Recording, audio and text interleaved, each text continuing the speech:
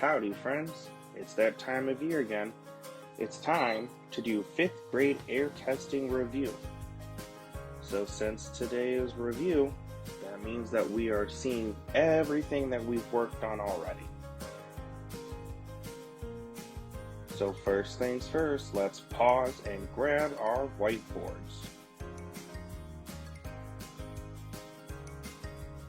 So with our first problem here, we're going to want to start by looking at our problem,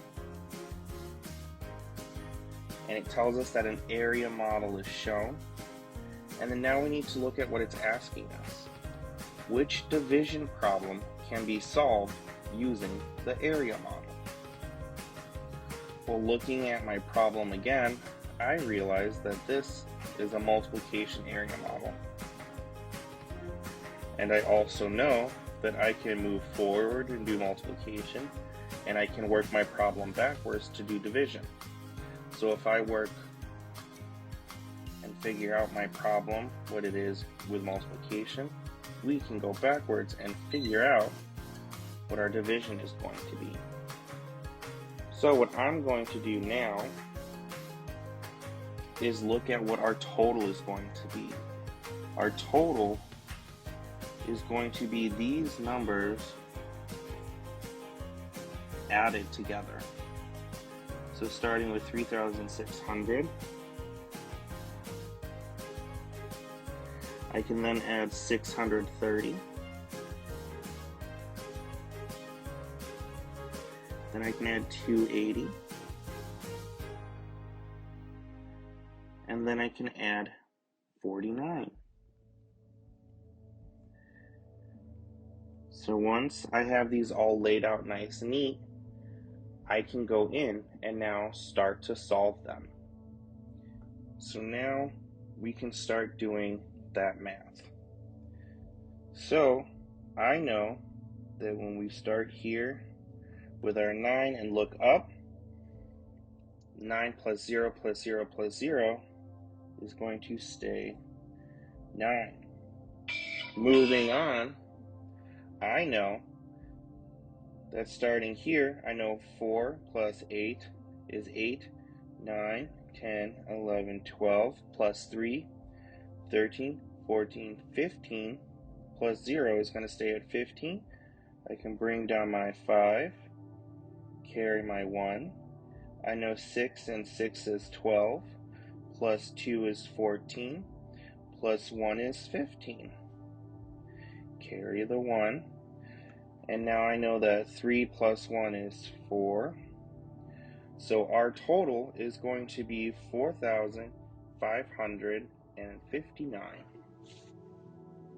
So if we were to write this as a problem, our answer, our solution is going to be 4,559. Now we need to see what we're multiplying by. So looking up here, I know this is going to be 90 plus 7. So it's going to become 97. And I know over here is 40 plus 7. So that's going to be 47. 47 multiplied by 97 is 4,559. Well, now that I have that multiplication problem, I can look at what our question's asking us and the answers they provided to see if there's anything we can use. So we need to look for 4,559 to be in our answer. Looking at A, I don't see that, so automatically A is crossed out. Looking at B, it's still not there. Cross that out, can't use that. Looking at C, I still don't see 4,559, crossed that out. Looking at D, I have 4,559. Now I need to see if this works with our problem. So 4,559 divided by 97. Well, I can start here and work backwards. So I know that we can take this 4,559 divide 97, and it's going to equal 47. This checks out with our answer. We're going to circle, highlight, select answer choice D, and we checked our work to make sure that everything looks good, and it does, so that is going to be our answer. Now that we can look at our next problem, we can see that Zoe is reading a book for a reading contest at her school. She reads the same number of pages each hour. She stops 2 times to record how many pages she has read. Her data are shown in the graph. So looking at our graph here, we can see all the information that it provides us. So we know this graph is Zoe's pages read. Down here it is moving by times in hours, and I can see that we're moving up by 2, 4, 6, 8, 10, 12. I also can see over on my y-axis that the number of pages read and the number of pages of read are going up by 20, 40, 60, 80, 100, 120. So looking at this graph, I can see what my x-axis is going to be and what my y-axis is going to be. So now that we looked at the graph, we're going to see what our question is asking us. So it's asking us, how long in hours does it take Zoe to read 60 pages? So how long in hours does it take Zoe to read 60 pages? So now that I know what it's asking us, we can go back to our chart and see what it tells us. So it tells us here that at 2 hours, Zoe was reading at 40 pages an hour.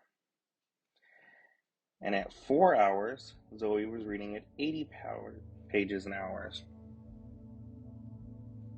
But it doesn't tell us how many hours she was reading 60 pages. So we can connect our 2 points together,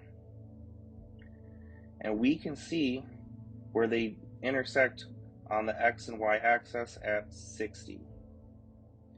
So right here, connecting on that line, we can travel down and see that in between 2 and 4 is where Zoe was reading her pages at.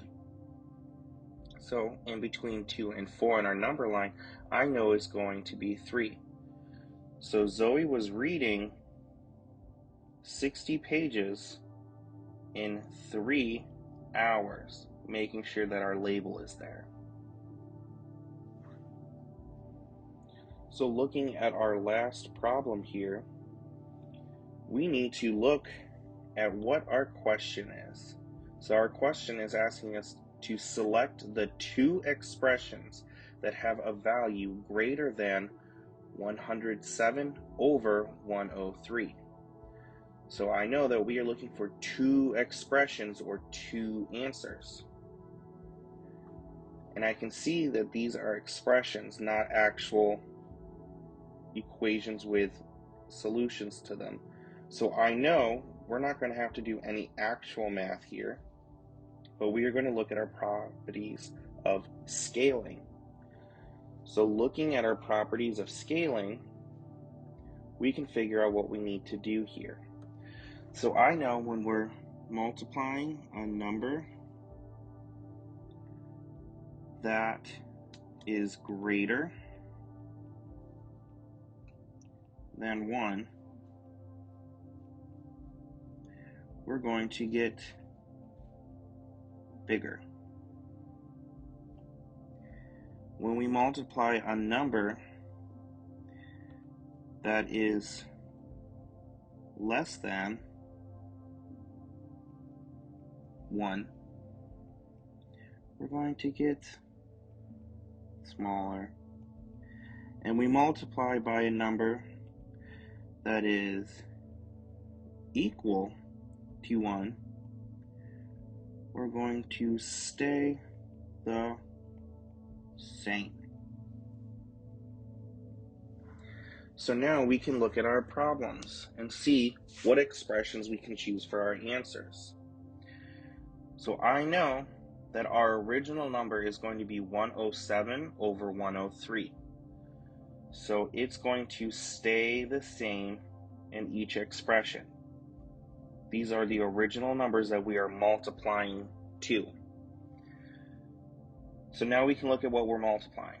So I know when we're multiplying our original number by our next number, I know that 101 over 100 is an improper fraction.